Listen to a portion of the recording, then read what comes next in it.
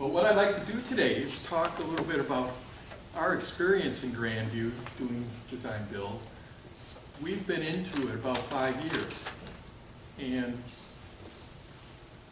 I want to talk just a little bit about our projects. And I'm not going to bore you with project details. If you want to know detail about them, you give me a call or an email or something.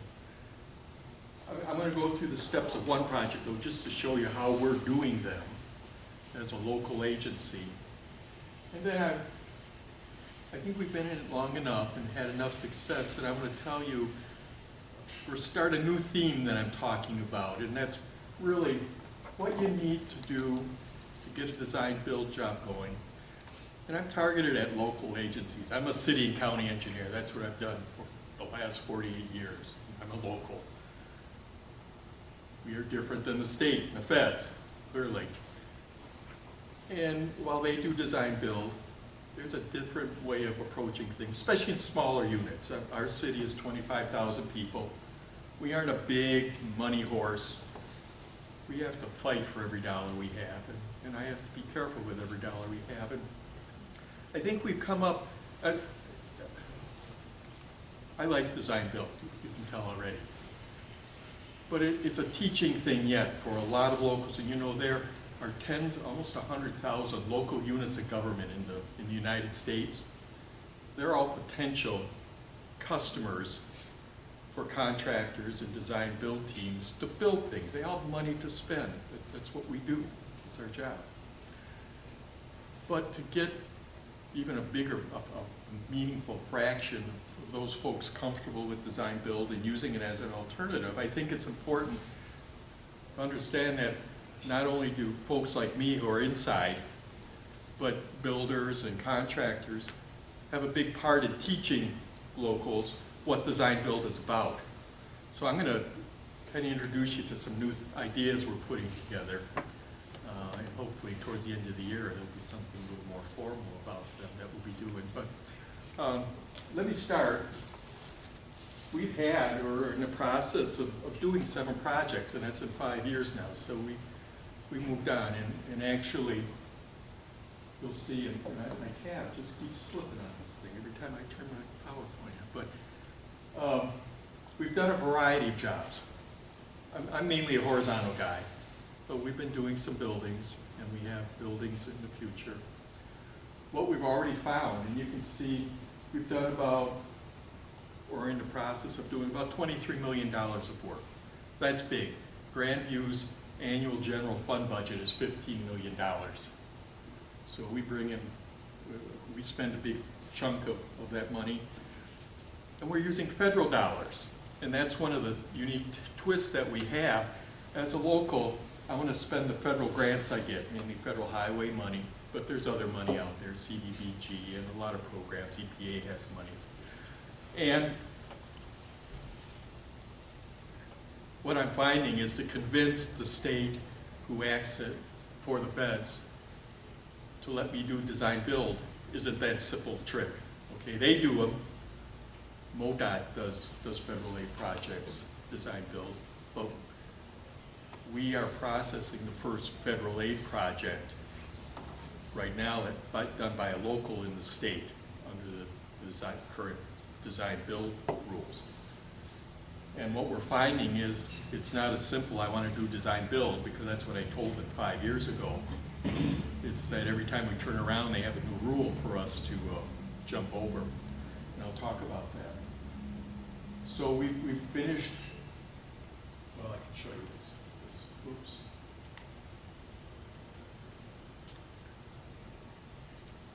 So we've had 3 complete, horizontal, building for our police department, a rehab of a major park facility that we have at the Shalimar ball fields. We have 2 underway now, a splash park addition to our community center and a firing range for the police. So you see we're doing a variety of things. I'm negotiating right now for a building expansion, and we are doing a risk analysis for our I-49 conversion project. It's going to be the biggest project in the city's history when we go. Again, it's $15 million altogether. but that's a whole year's general fund for us. That's big. And economically and on the social side of things, it impacts Grandview significantly. If you know where we are, we're on the south side of Kansas City, and we're a minority community. And fixing up the expressway is big to us. So let me tell you just quickly about the first job we did, which was a job at I-49 and Missouri 150 highway. And when the highway department upgraded US 71 to I-49 and then widened Missouri 150, they built a new interchange out there. And what they did was they basically cut off all my neighborhoods because of the configuration, and they cut the frontage roads off. Their idea of a good job was to run all the frontage road traffic through my neighborhoods. And so I had to fix that. And we were able to get cost share money for that, which is a state program you're probably familiar with. But it gave us a chance to jump into design build because we were looking for several different pieces of work to be done.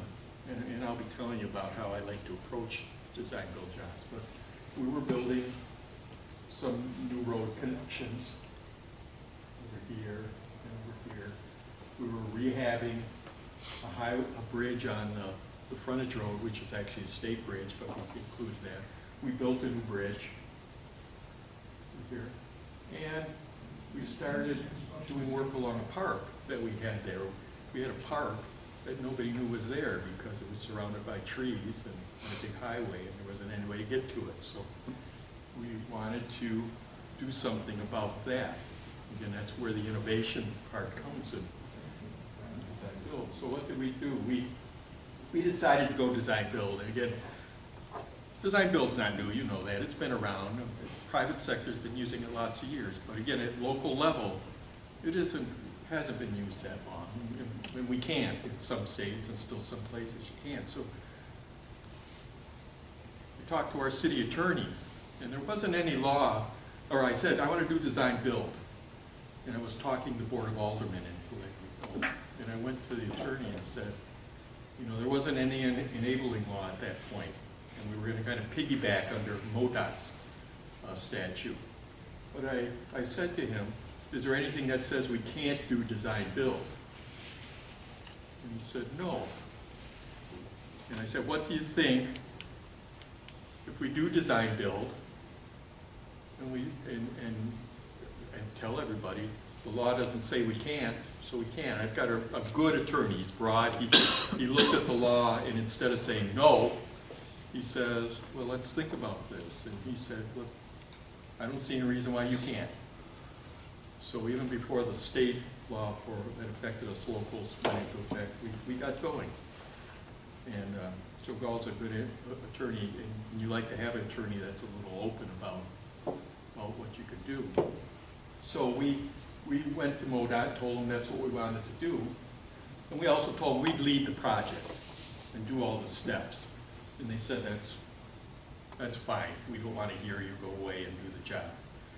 And it actually worked out good. We told them we follow federal aid rules. We had to get some property. We had a park involved, so you know that there's all types of things you have to do to get involved in the park for NEPA and other requirements. And they said, you got to do that. And I said, you know what? I'm going to have the design builder do that. So we established a general alignment, and we put together our team. And I don't have a big team. It's me and my city engineer, Jackie White, so communication is fairly easy with us. And we retained Trans Systems as our consultant to help us act as a staff supplement, and they had experience with design builds, and we wanted to lean on them to help us. But mainly what they did is they acted as a communications link, another link between us and the contractor. We tried to funnel our communications to the contractor through Trans Systems. So the engineer who who we were trusting and knew business, would be the face of to the contractor of us. I didn't want too many people walking out onto the site pointing and giving orders. So that worked pretty good. Again, we were the first LPA job, local projects, design build job to use design build. And it was our first. And again, I talked the board into letting me go ahead this way rather than design bid build. Actually, it was an easy sell. I'm not quite sure yet why, but we haven't let them down, which is the biggest thing. I'll tell you about that. But, we stuck strictly to the DBIA documents. I wasn't going to reinvent the wheel. Again, a lot of that contract documents and process, the city attorney has to sign off in every community. And it's nice to have an open-minded city attorney who doesn't say, you got to use my form, and you got to sign it in blue ink exactly where I tell you. That's a problem you have to deal with. That's one of those training things you have to get into. We went through a two-stage procurement process. But before we did that, we had to develop our scope. No, but I'll tell you, in my mind, scope is the #1 most important thing to have done to have a successful job.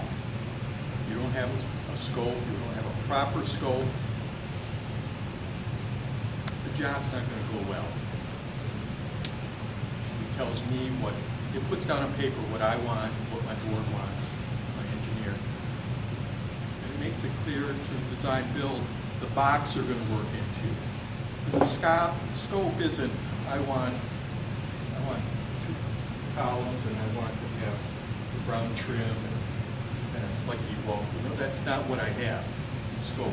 The scope says, I want a meeting room. I want it to be able to hold 100 people. I want nice lighting. I like a view outside. You tell me how you're going to do it. And in fact, I also say I got X money to do it with. So I'm not going to stress them by telling, build me all this, and they don't know how much money I have. And then going back to some endless round of, you got to cut it because I don't have enough money for your dream. Scope's important, and when I talk to people, I emphasize it. And as I act for some of those city jobs, the police and parks jobs, as the owner's consultant. So I support the police chief and the parks director in getting their jobs going. I make sure they follow DBIA steps, and I spend my time making sure they scope it properly and that they train their staff to understand their part of the design build job. Again, the training thing I'm going to tell you about at the end is it's really important that people understand the difference between design build and design bid build or the other traditional types of project delivery methods that we use. So more and more, as they get more comfortable and have more jobs, I spend more time just pushing them to make sure staff knows their place, but also that those scopes do the job for us. How do I know if they do the job or not? No cost change, no change order. I didn't mention time. Time's still a little loose on my jobs right now.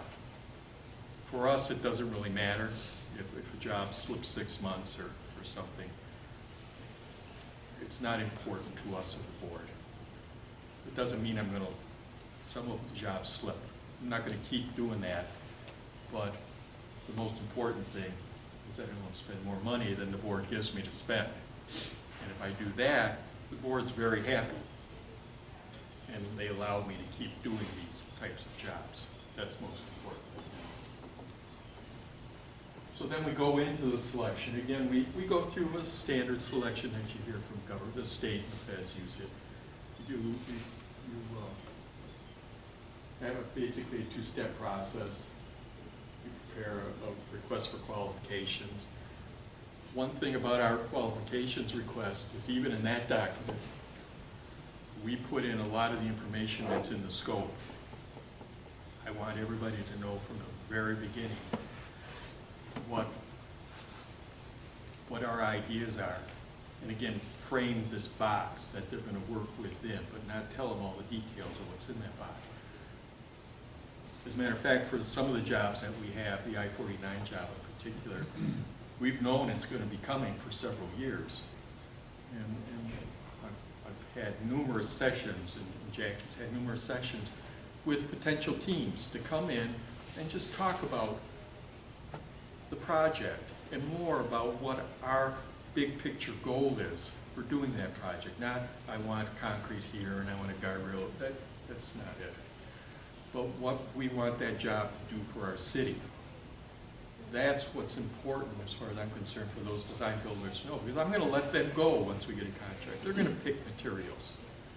They're going to do the detail and geometrics as long as they meet city standards and MoDOT requirements. I'm going to be open for them to do the job the way they best see it. So, again, we put this kind of information in, and then we get a statement from everybody, and we start looking at them. And that's standard stuff. You see that pretty much everywhere. Again, it looks a lot like MoDOT because that job had MoDOT money in it. And we go ahead, we select 2 to 3. I prefer selecting 2 teams for proposal. But we have done 3.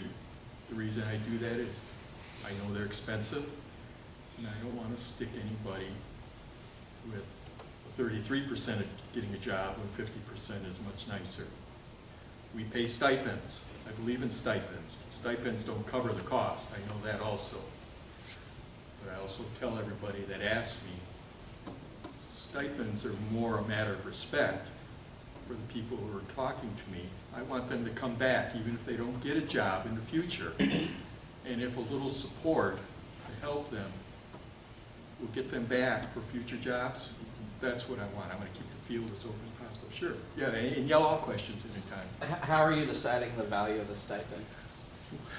Well, our requirement right now is in state law.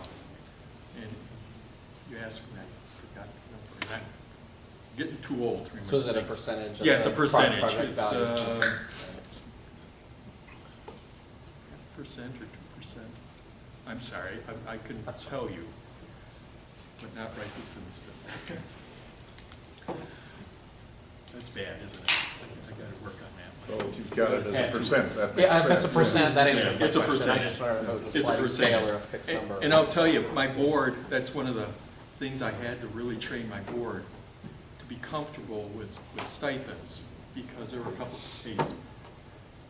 cases where we had 3 firms and we had to pay that extra stipend.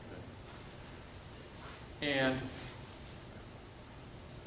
I had to get them to understand that, first of all, it's just part of the project cost. We planned for it, so it's not extra money. Secondly, again, we want as open a field of potential bidders as possible, or not bidders, potential proposed teams as possible. And again, it's respect, and I think they really understood that after the second time through, so that wasn't too bad. I don't think I'm going to be getting any stipend questions now. And what the board is allowing me to do is for all our major projects is to go to design build. So I don't need permission from them anymore to say, can I do it?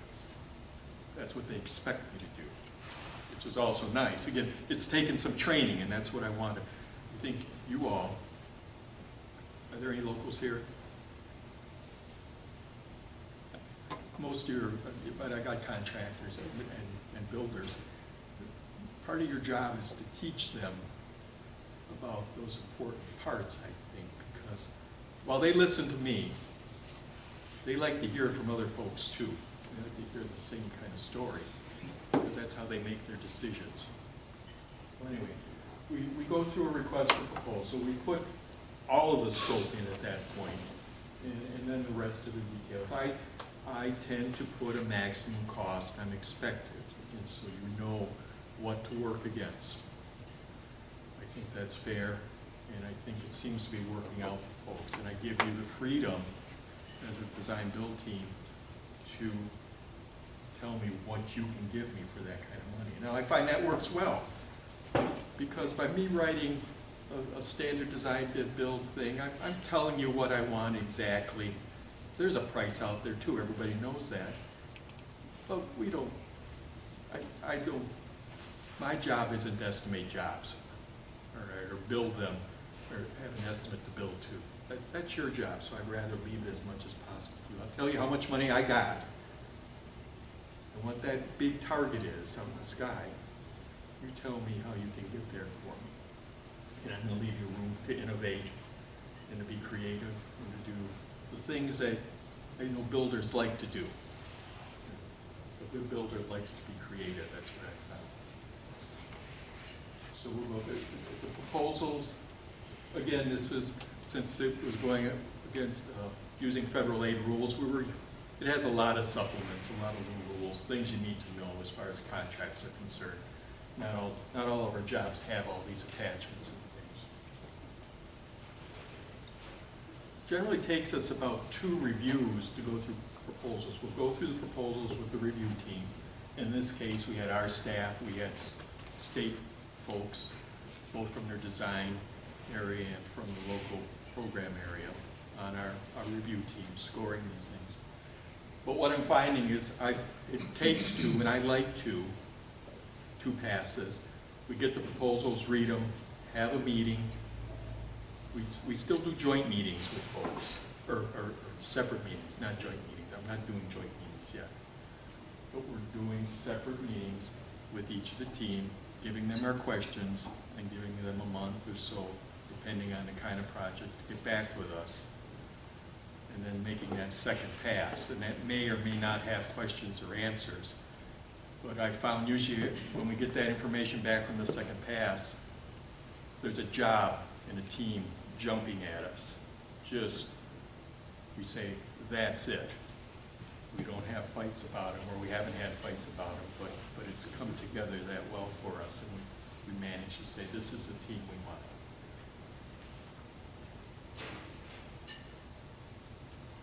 I am looking, I know there's some places that have joint meetings with both teams in. I'm not quite at that point. I haven't studied enough to know if it's going to do anything for me. My system's working pretty well right now. And so I'm also looking at progressive design build. But again, I brought it up to the state several months back and said I want to do progressive design build on I-49, and they almost ran out of the room and said no. So they know I'm coming at it, and then I'll be asking again, but it won't be on anything in the next 3 or 4 years as far as Grandview is concerned. I encourage anyone else to keep it up in the air, because I think that's, again, a fair way for the owner and the contractor to come together on a cost and the details of the facility.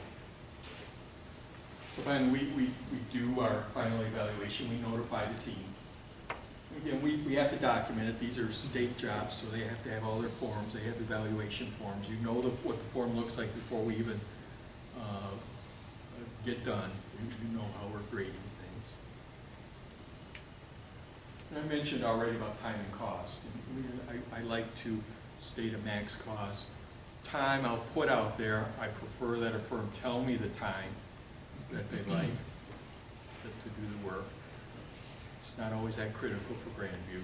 Other places it may be. And you know, when I first heard of design build, the big selling point was it saves time. And I believe that, but the time is more internal to the project, how the contractor and we relate, and how you can move design and construction closer together, things like that. But again, it's kind of an organization by organization thing.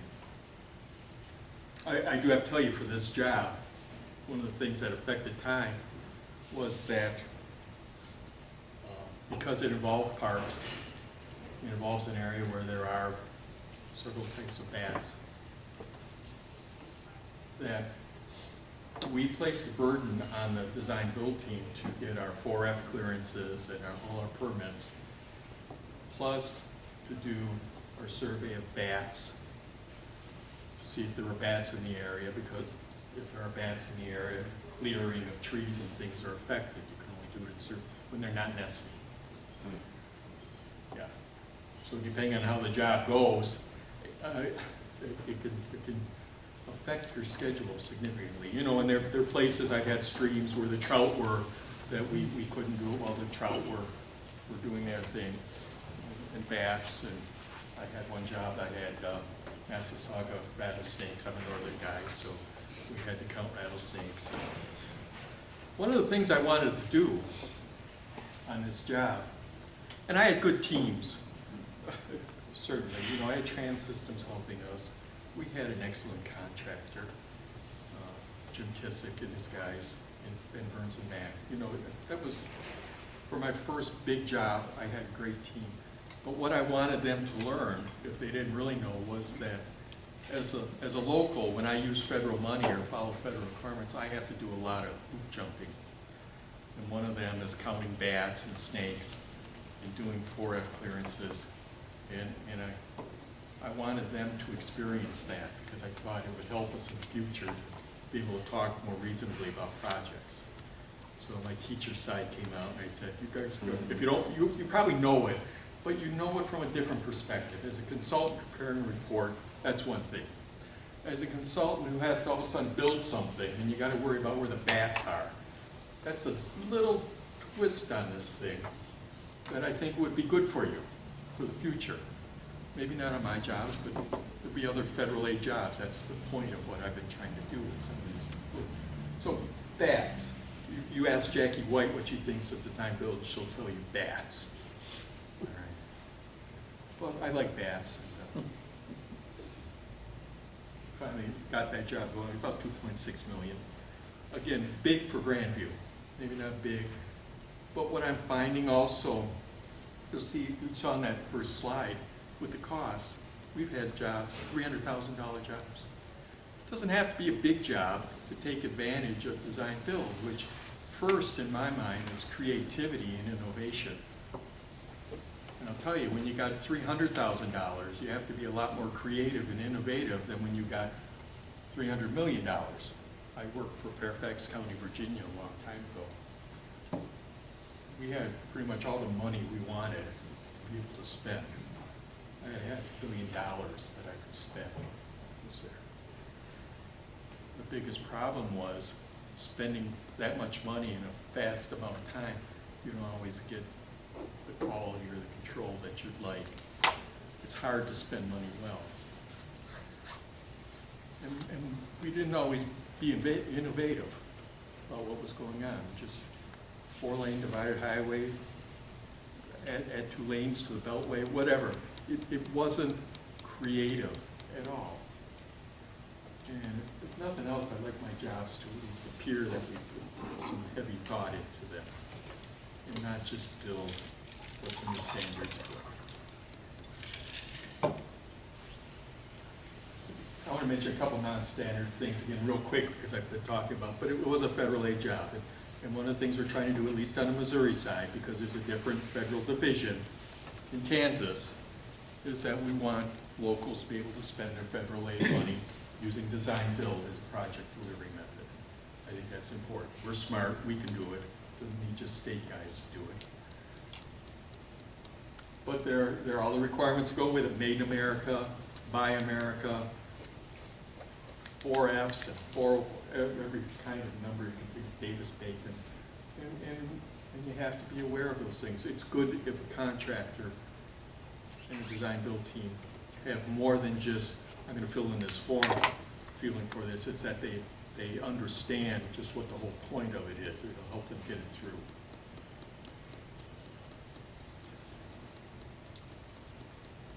We handled much of, in a traditional approach, we handled much of the paperwork for that. We made our design build.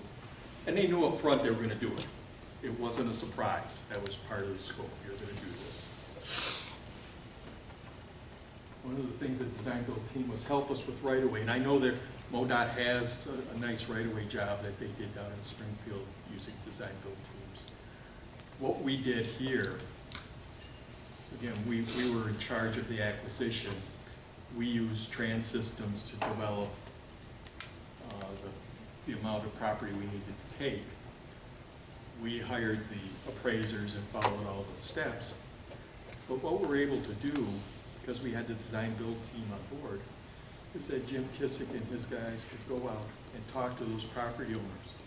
And they could make nice little side deals that contractors always make. You know, I need a place to dump gravel or to store my material, and I'll do this for you. That was really great. It helped us get right away acquired. I didn't have to go to condemnation. I didn't have to go on and on and on to buy right of way, because the contractor was there and he was able to talk on the practical level with folks. That's really great. That's what the contractor and that team can do for you. And right away went great. And, I thought it was good. And it passed muster as far as the state was concerned in terms of acquisition, which is most important. If it didn't, they would have taken my money.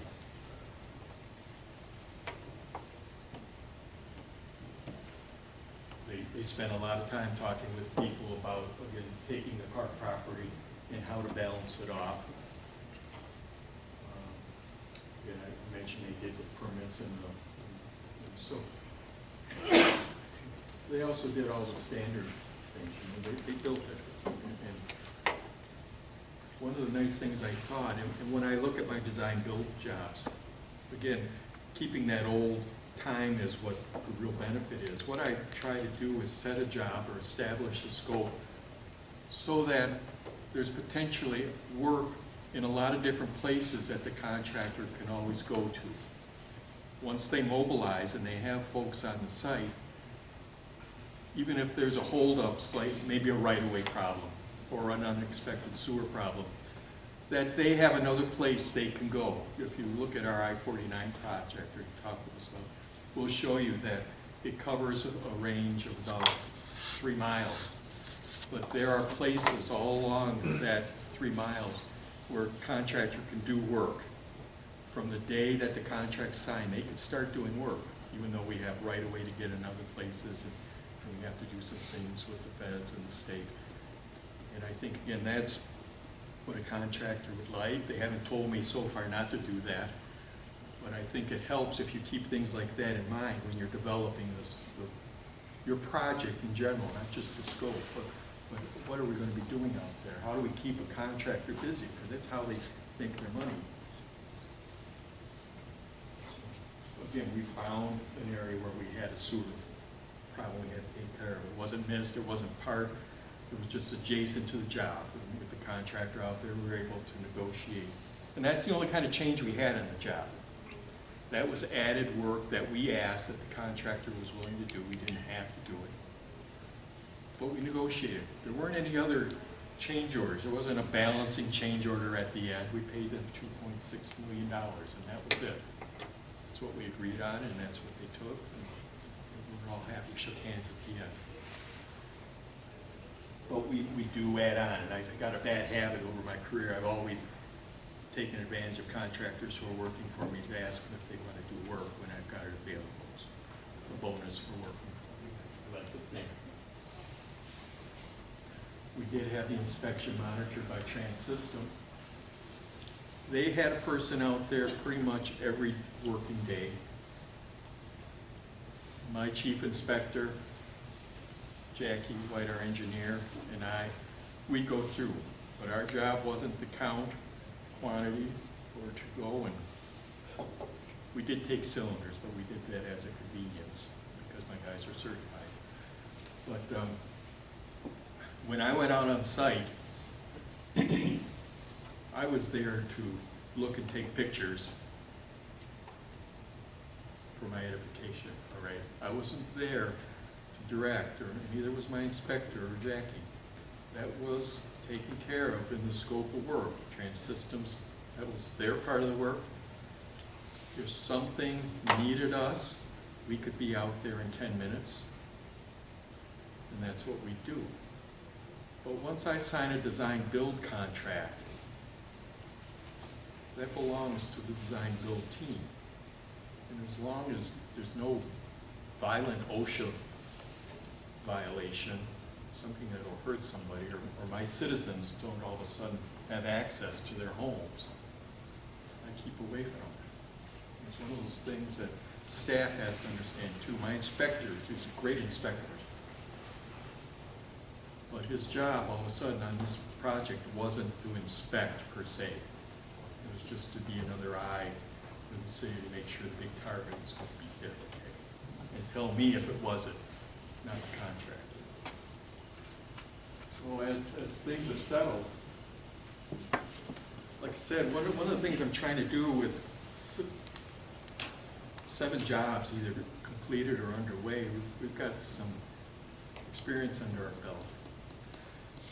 And I already mentioned part of it, but you know, there are the standard things you learn, and we look at each job and say, well, what were the problems? Try to do an after action on them, and we've given a series of talks, so we've actually been talking those after actions over and over.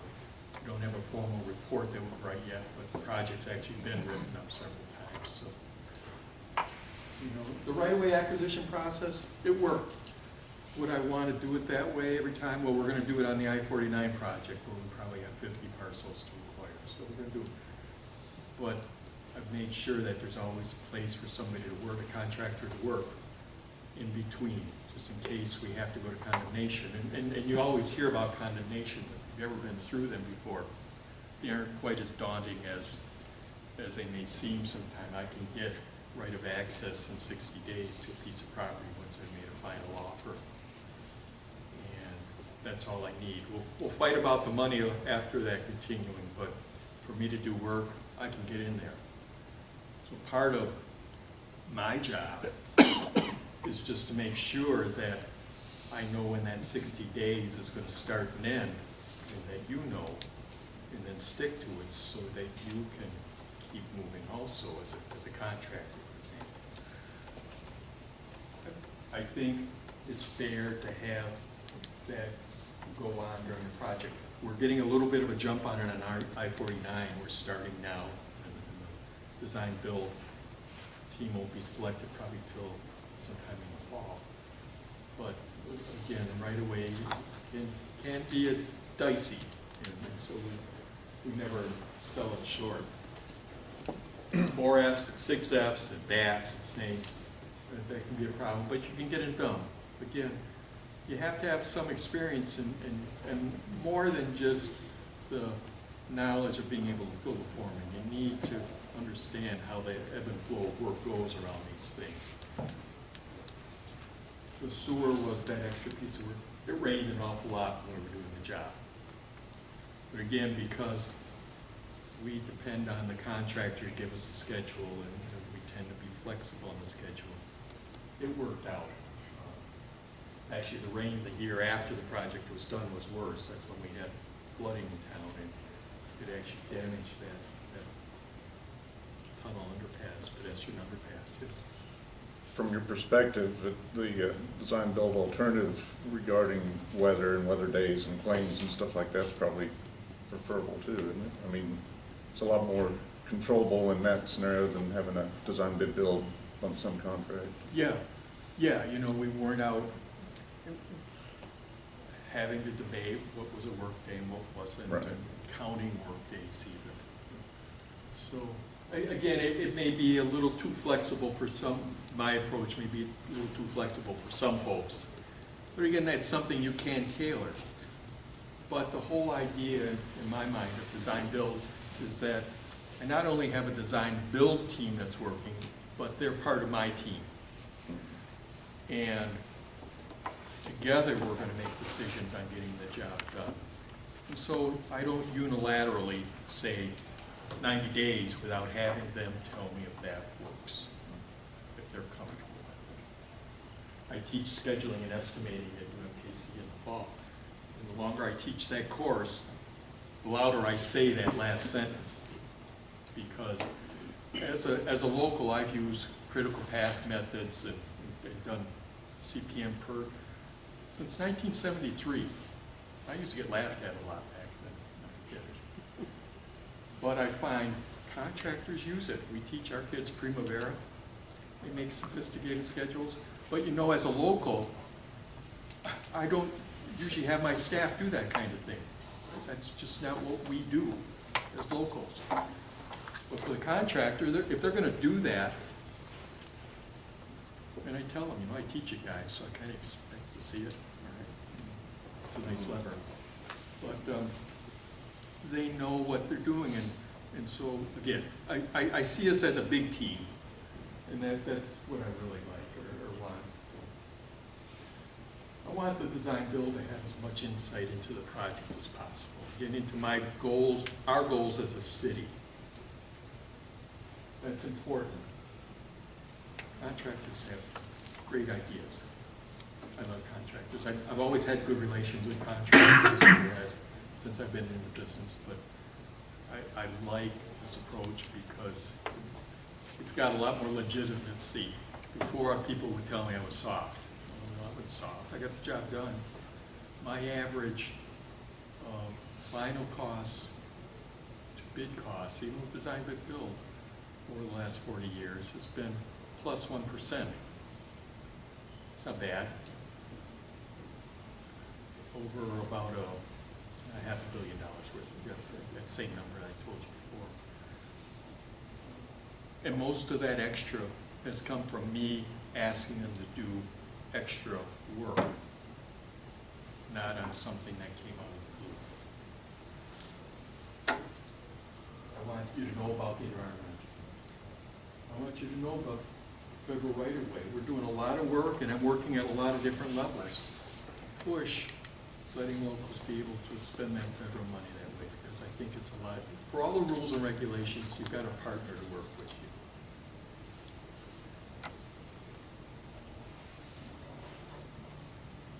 Multi-step works good, the two-phase, but that's what the law requires us, Missouri law requires us to do. The stipend is there. We need the stipend, I support it.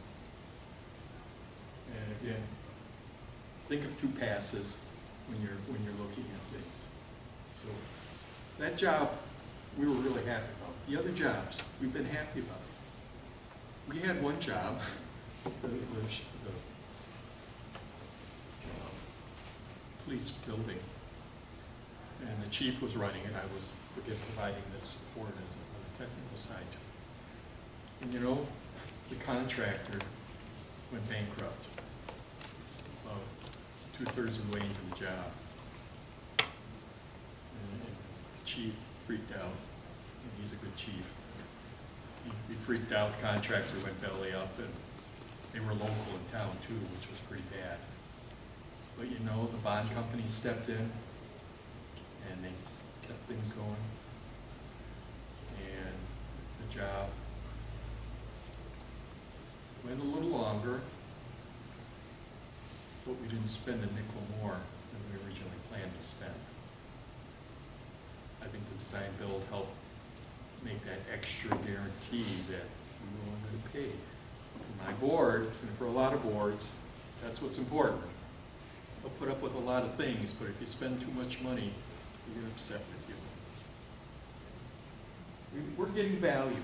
We're getting aesthetics that I would not necessarily have gotten in a traditional design bid build. And I have had some good design bid build jobs where the designers have done some nice aesthetics. If you go down Main Street in Grandview, now you'll see the changes out there if you're familiar with it.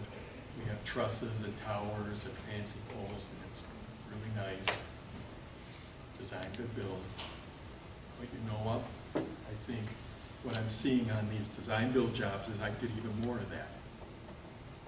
Because the contractors like to build that actually, if they know ahead of time, and if they have control over what they're building, which is what they do. Do it again, yes, certainly we will. So what's the real benefits? Innovation, creativity, flexibility.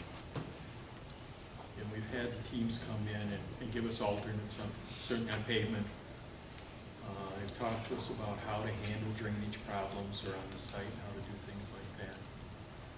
The traffic control has been something that they have a lot more control of and can stage the project a little more friendly for their work. A lot of flexibility. I just see that's what's really important. So what I want to talk to you now, just for the next couple slides, is that new area. Does anybody have any questions first about that? I said I've been working on kind of some newer discussions about design build based upon 7 jobs. And in particular, the idea, if you're a local and you want to convince the folks at your organization to do these, or if you're a contractor, design builder, who wants to help an organization decide if design build is right for them. What I've been trying to do is put together some ideas and some processes, and hopefully at the end of the year there'll be something a little more formal that you could reference. But you could first look at it. And the big thing still for many locals is, what is a design build job? You know, the big cities, Wichita or Kansas City or St. Louis, they know what design build is. You know. But there's all those other little cities out there, those other communities who haven't gotten it, who really don't understand what it's about. Somebody has to teach them. I'm glad to talk to folks, but I'm just another local, another government guy to them.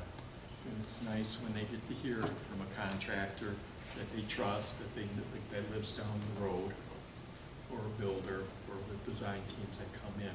That really helps, and I think that's one of the things we have to do. You gotta tell them the truth. They have to be familiar with the terminology. What's a project delivery system? Geez. What design bid build is. You know, we do design bid build in government because that's what most laws have said we have to do. But people don't always understand what that is. It's just, here are the steps, let's do this. What are the connotations of this? And especially when you get to the point of, do I want to do design build, or do I want to do design bid build, or do I want to have construction manager at risk, or whatever. All these words flying at people, and they don't have a good grasp of what's going on, and how can you expect the elected board of officials to make a decent decision? It's not their fault. I'll tell you, I don't believe it's their fault at all, because that's their level is to make a decision, but it's our job to make sure they understand what we're asking them without lecturing them. And I'll be glad to lecture my board for 3 hours, but they'll walk out after 20 minutes, so the mayor will tell me to shut up. So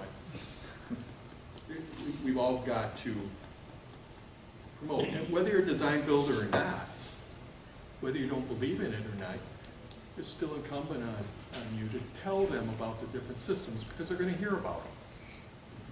And you want them to make a decision. Not all jobs, as far as I'm concerned, are good design build jobs. There's some routine work. I'm not going to let my seal coating project out every year. It's a design build job. I could, actually, but it gives my inside designers a chance to do something, and they can still run a job, and they have a fuller skill set.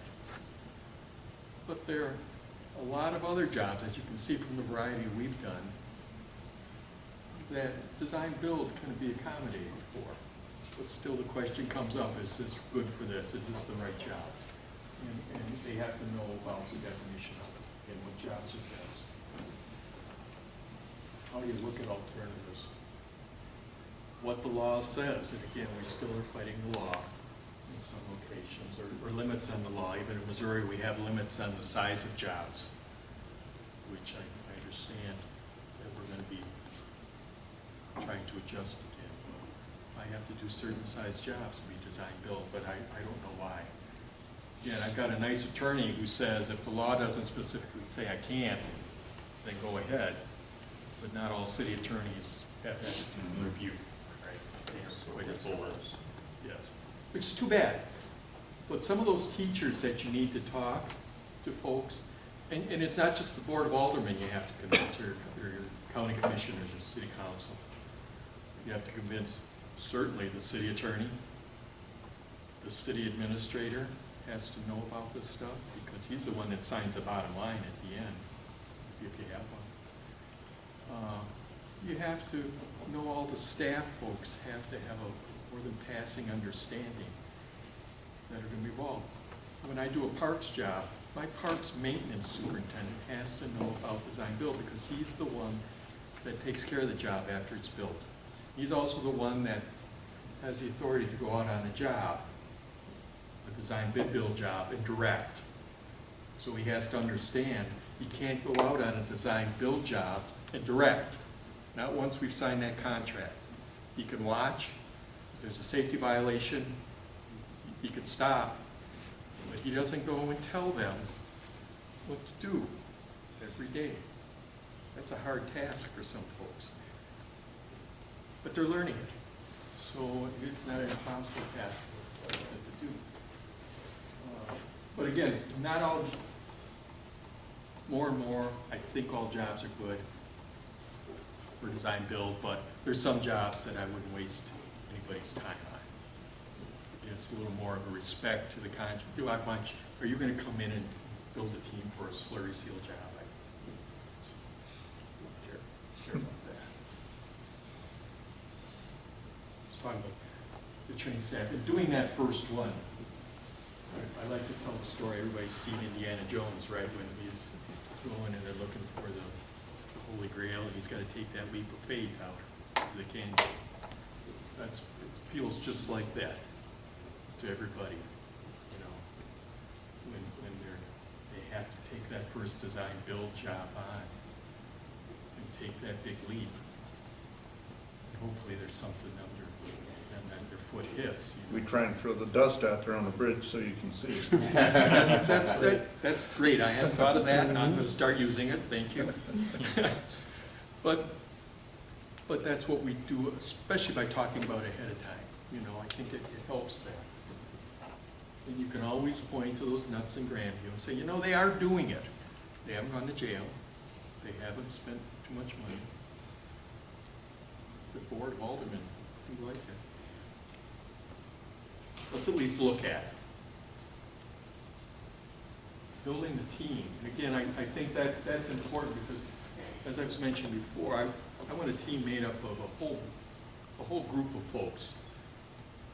My direct employees, the contractor, the design build teams folks, a lot of the other folks around City Hall that are in and out on the job. The attorney has to be there. The finance director.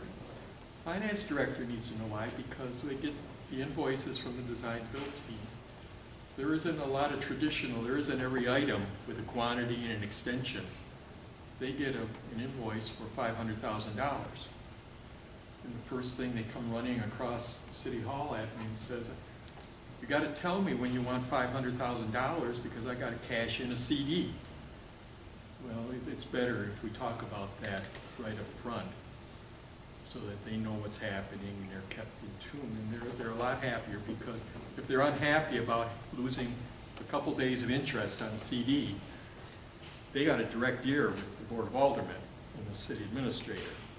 And then you've got to explain to those folks why you can't control the cash flow better, which is just tough. You don't want to do that. So and again, I think team building, especially between us and the design builder, starts back at that point of just developing that scope and paying that stipend to the folks who don't succeed on that job. It's a way of keeping our word. And the next job, maybe they'll get it, and they'll know that we keep our word. That's really important, building a team. You've got to have a lot of trust in a team. And trust comes in a lot of different flavors and varieties. So you have to develop that team attitude. Scope, I've said it again. You have to paint a picture of that project. It's a big painting. You have to use the right words. The older I get, the more I crunch words. I didn't do it 50 years ago, but every word I run my projects through text analysis programs and through hardcore grammar checkers to make sure that it's exactly the word that's there. It's worth the time. I can tell you it's worth the time, because generally what it does when I do that is it drives the reading level on those scopes from grade 18 down to 10. And that's not an insult, but you know, people generally are most comfortable reading with a calculated grade level, reading level between 8th and 10th grade. And so I have a lot more assurance that everybody's going to understand my words. Again, that talking, written communications are all real important, folks. You got to stick to your decisions too. All right. Again, once that contract is signed, once you put out that, once you get to the point where you and the design build team are detailing for your contract, you're going to make a decision. When it's signed, that's it. That's it for them. That's it for me. If I've totally blown something, which I hope I haven't done to this point, I guess I'll figure it out when it comes.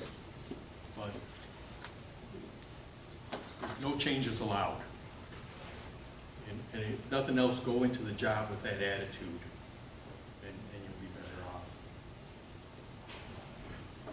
You have to understand that if you have a long job, especially, people are going to change in it. You have to make sure they understand what you're talking about, and that they don't change. So again, no changes. Constantly evaluate. And that's what Jackie and I do when we go out on a job. I look, I see, does that look like it's supposed to be? Is it going to do what we want in the end? Are we getting there? But there's other ways to do it. You can watch the schedule, the critical path. You can make sure that the costs are reasonable. I don't just sign a $500,000 voucher. You know, I need to know that it's right. I've only done 10% of the work, and that's all I see in the ground. I'm not going to give you 50% of the money. But you have to do that. But watching is different than controlling. So that's important. Do an after action. I was talking about that before the session with Loretta, and after action is important. For your own edification, if nothing else. You know what you did, what you want to do better next time. You can always do a job better. Even if it comes out as great as that first job we did, we were really thrilled. It looked nice, it served the job, it took the traffic away from my citizens and their kids. But we've changed a lot since then, tweaking things here and there because we want the next jobs to be better. We want those more guarantees for when the contractor bellies up on us to make sure that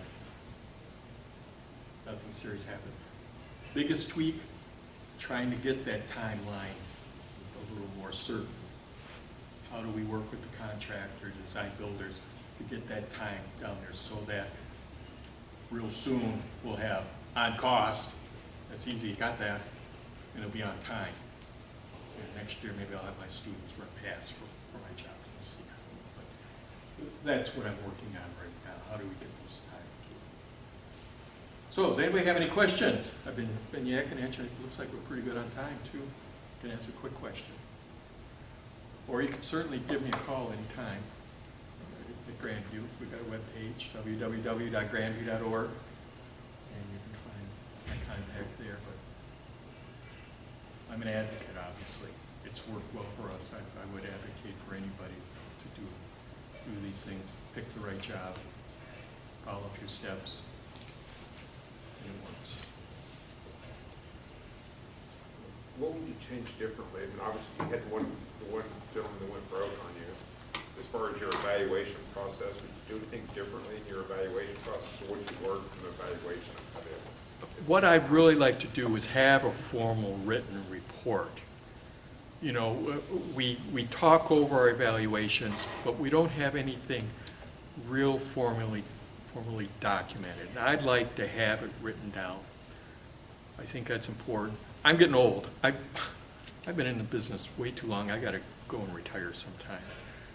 And I feel a lot better if I left my thoughts a little better documented for the next folks who come along. So that's what I really would like to do at this point for evaluations, document them I have a question. Have you used an owner's rep or an owner's engineer on all of your projects, and is that the plan moving forward? better. On the big federal aid jobs, we are. On those parks and police jobs, I am in essence acting as the owner's rep. Right.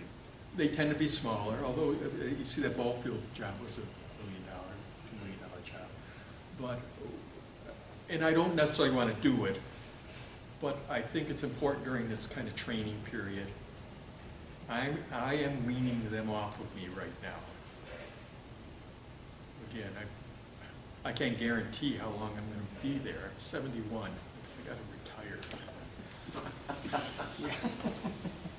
So I'm in fact, part of my transition plan is to wean them off of me and do it a different way. So it will be changing.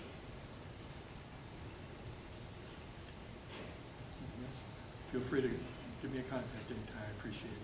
Thank you for listening. Thanks.